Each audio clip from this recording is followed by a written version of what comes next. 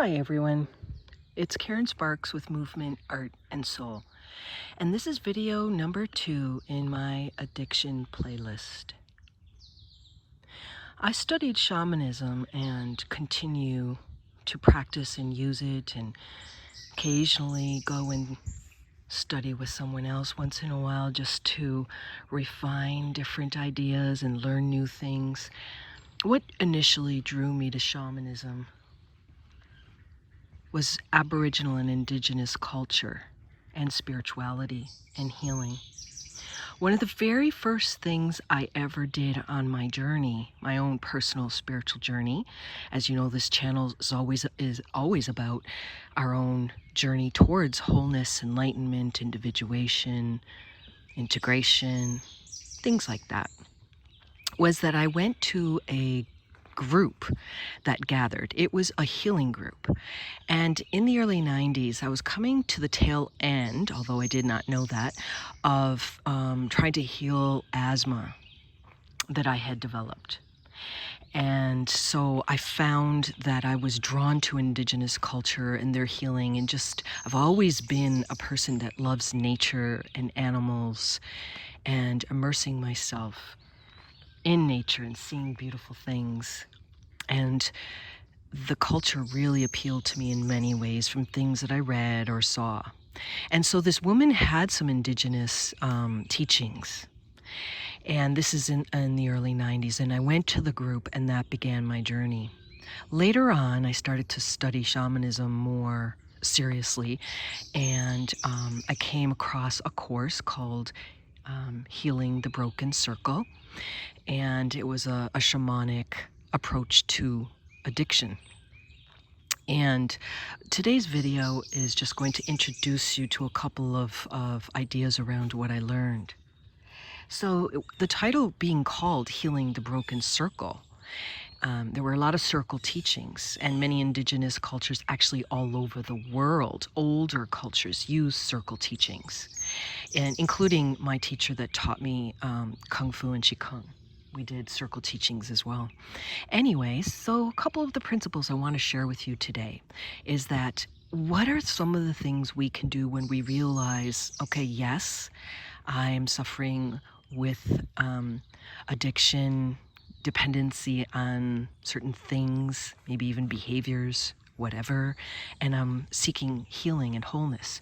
Healing the broken circle is that idea of the circle's broken. So I mentioned circle teachings, right? The circle represents wholeness. So why we put teachings around the circle is that we're putting teachings around the wholeness of our being, teaching us how to live in more harmony, how to live with more connection to spirit, or you can call it all that is, God, whatever it is that your words or traditions are and the language that you use.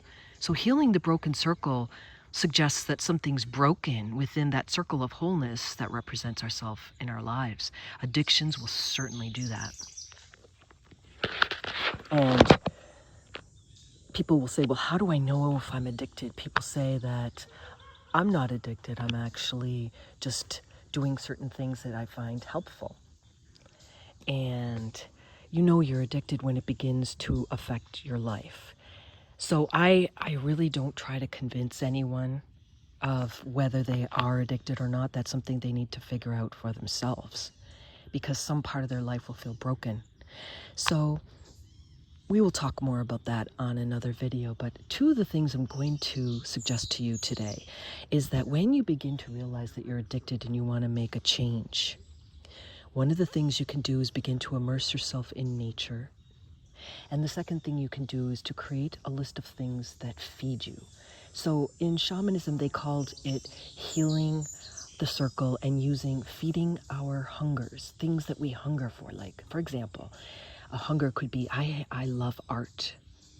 My hunger could be, I really love sitting down and having a beautiful herbal cup of tea with some honey.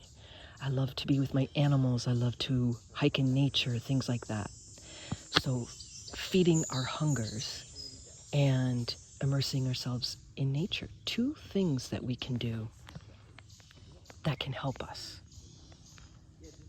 There are some people walking by here, and that's okay. You're going to hear some chatter, and that's okay. So really, what you can think about is that you're going to feed your hungers with things that are healthy. So one thing that you need to do is to develop a pattern. Like what some people will say, addictions come with compulsion. So people will develop a pattern. Let's say during a certain time of day or a certain period, they may notice that, oh, this is my pattern around my addiction. And this is where we interject with the hungers. So what we do is we realize the pattern, and instead of the compulsion of a certain time of day or a certain trigger. Many people notice triggers. We'll talk about that later.